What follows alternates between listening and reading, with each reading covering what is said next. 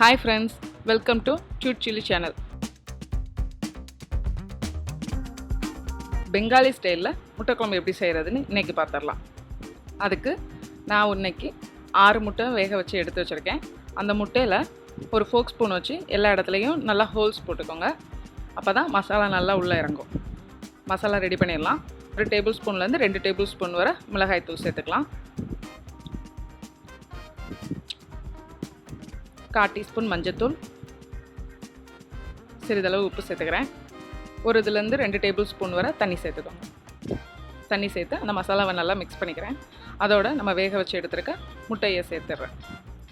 மசாலா முட்டையில் எல்லா பக்கமும் படுற மாதிரி நல்லா மேரினேட் பண்ணி வச்சிடணும். இப்போ முட்டையை நல்லா மேரினேட் பண்ணி வச்சுட்டேன். ஒரு உருளைக்கிழங்கு வேக வச்சு எடுத்துருக்கேன். அந்த உருளைக்கிழங்குலையும் அதே மசாலாவை நல்லா மிக்ஸ் பண்ணி வச்சுக்கிறேன்.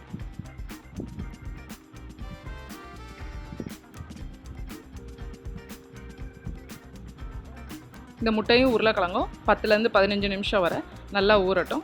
அதுக்குள்ளே நம்ம மசாலா ரெடி பண்ணிடலாம். அதுக்கு 1 கப் நிறையா வெங்காயம் எடுத்திருக்கேன். சின்ன வெங்காயம் தான் முட்டை குழம்புக்கு ரொம்ப நல்லா டேஸ்ட்டாக இருக்கும்.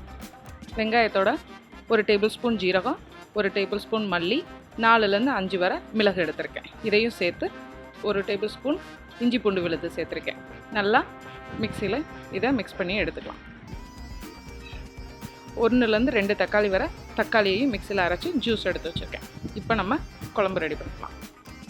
ஒரு கடாயை அடுப்பில் வச்சுட்டு கடாய் சூடான 1 டேபிள் ஸ்பூன்லேருந்து 2 டேபிள் ஸ்பூன் வரை எண்ணெய் சேர்த்துக்கிறேன். அதோட நம்ம எடுத்து வச்சுருக்க முட்டையை பொரிச்சு எடுத்துடலாம்.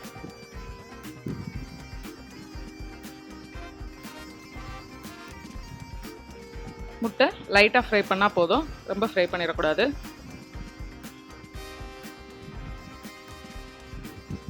இப்போ முட்டை லைட்டாக ஃப்ரை ஆயிடுச்சு. இதை நம்ம எடுத்து வச்சிடலாம். இதே எண்ணெயில் நம்ம ஊற வச்சுருக்க உருளைக்கிழங்கையும் சேர்த்து ஃப்ரை பண்ணிடுறேன்.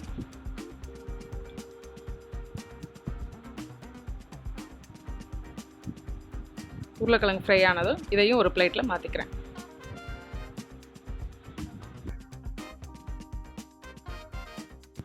ரெண்டுலேருந்து 3 டேபிள் ஸ்பூன் வரை குழம்புக்கு தேவையான அளவு எண்ணெய் சேர்த்துக்கிறேன்.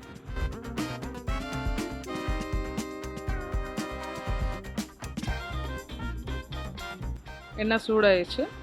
இதோட ஒரு பிரியாணி இலை, ஒரு ஏலக்காய் சேர்க்குறேன். நம்ம அரைச்சி வச்ச வெங்காய மசாலாவையும் அதோட சேர்த்துக்கிறேன். 2லேருந்து 3 நிமிஷம் வரை இது நல்லா குக் ஆகட்டும்.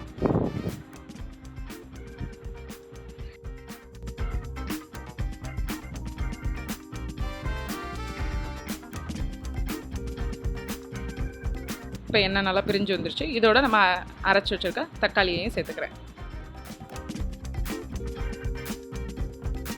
எல்லாத்தையும் நல்லா கிண்டி விட்டுக்கிறேன். இப்போ நம்ம மசாலா சேர்த்துடலாம்.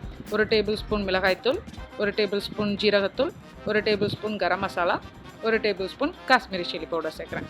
சேர்த்து நல்லா கிண்டி விட்டுக்கோங்க. குழம்புக்கு தேவையான அளவு உப்பு இந்த நேரம் நம்ம சேர்த்துக்கலாம். மசாலா நல்லா கொதிக்கட்டும். இப்போ குழம்புக்கு தேவையான அளவு தண்ணி சேர்த்துக்கிறேன்.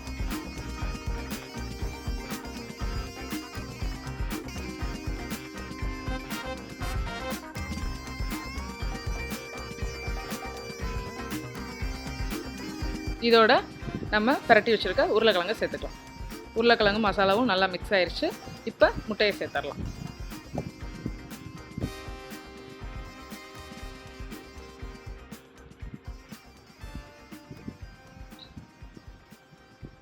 மூடி போட்டு சிம்மில் வச்சு 5 நிமிஷம் நல்லா குக் ஆகட்டும். இப்போ நல்லா குக் ஆயிடுச்சு. இதோட மேலே கொத்தமல்லி கீரையை தூவிக்கலாம். சுவையான பெங்காலி ஸ்டைல் முட்டை குழம்பு ரெடி. இதை கண்டிப்பாக ட்ரை பண்ணி பாருங்கள். இது ரொம்ப டேஸ்ட்டாக இருக்கும். இந்த சேனல் பிடிச்சிருந்தா கண்டிப்பாக சப்ஸ்கிரைப் பண்ணுங்கள், லைக் பண்ணுங்கள், ஷேர் பண்ணுங்கள்.